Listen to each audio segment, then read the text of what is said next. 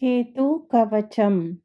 केतुं कराळवदनं चित्रवर्णं किरीटिनं प्रणमामि सदा केतुं ध्वजाकारं ग्रहेश्वरं चित्रवर्णशिरः पातु भालं धूम्रसमद्युतिः पातु नेत्रे पिङ्गलाक्षः श्रुति मे रक्तलोचनः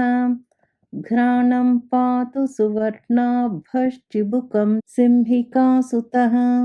पातु कण्ठं च मे केतुस्कन्धौ पातु ग्रहाधिपः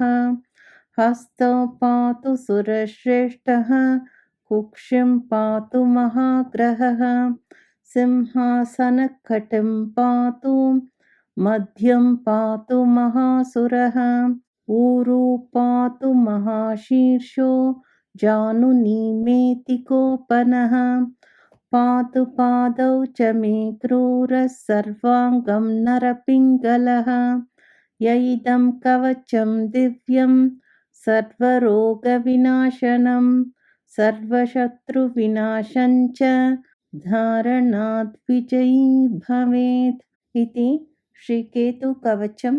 सम्पूर्णम्।